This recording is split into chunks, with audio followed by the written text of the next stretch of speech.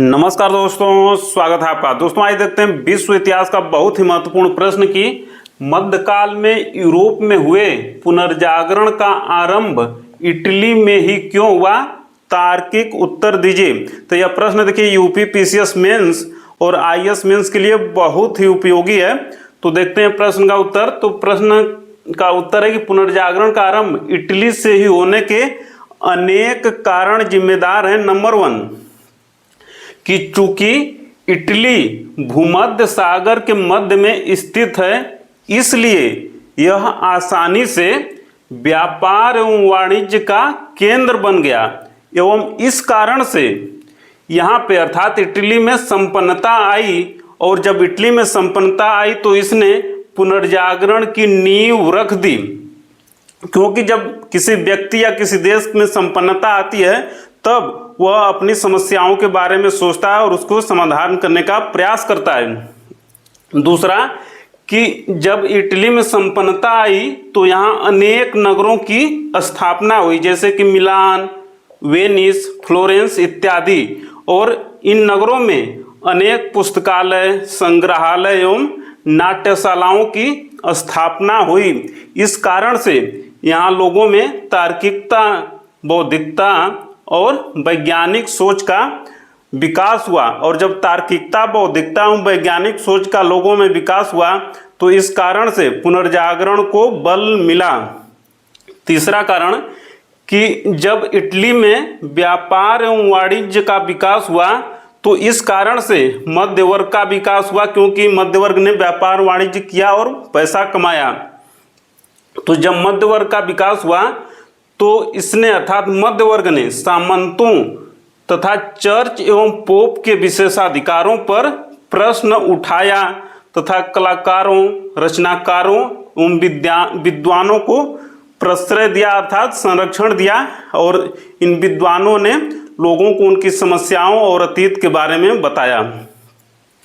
तो जब इस कारण से तार्किकता और बौद्धिकता का भी विकास हुआ और जिसने पुनर्जागरण को बल प्रदान किया। अब देखते हैं अगला नेक्स्ट कारण कि जब इटली में व्यापार एवं वाणिज्य का विकास हुआ तो वहां पे एक नई शिक्षा पद्धति का भी विकास हुआ। और इस नई शिक्षा पद्धति में देखिए व्यवसायिक ज्ञान, भौगोलिक ज्ञान इत्यादि को महत्व दिया गया। और पहले की शिक्षा में केवल धार्मिक तत्वों को ज्यादा बल दिया जाता था। तो अब जब व्यवसायिक ज्ञान और भौगोलिक ज्ञान को बल दिया गया, प्रश्रय दिया गया, प्रमुखता दी गई, तो इसने भी पुनर्जागरण के लिए उपयोगी साबित हुआ यह शिक्षा पद्धति।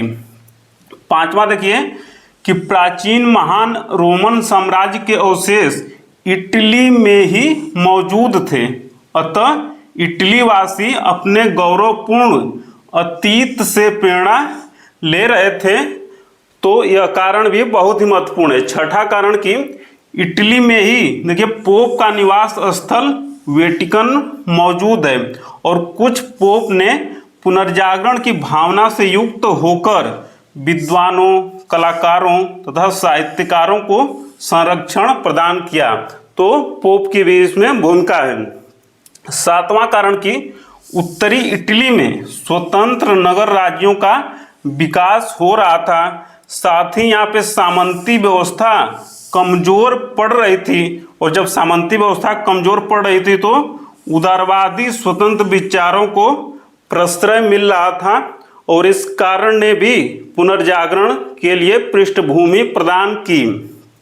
आठवां कारण कि 1453 ईस्वी में तुर्कों का आधिपत्य कुस्तुनतुनिया पर हो गया, तो वहां से विद्वान आकर इटली में बस गए और उन विद्वानों ने स्कूलों की स्थापना की, कॉलेजों की स्थापना की और अनेक विद्वान स्कूल कॉलेज में शिक्षक भी नियुक्त हुए।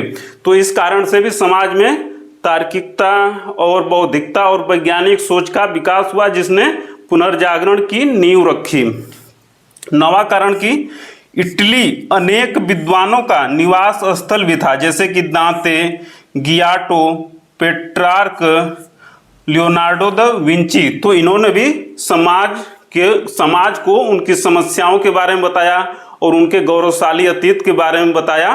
तो इसने भी पुनर्जागरण के लिए महत्वपूर्ण योगदान दिया, इन विद्वानों ने भी। तो इटली में ही पुनर्जागरण का आरंभ होने के देखिए 9 प्रमुख कारण हैं और उनको लिख देने से आंसर कंप्लीट हो जाएगा। तो मिलते हैं जल्दी अगले वीडियो में, तब तक सादर नमस्कार।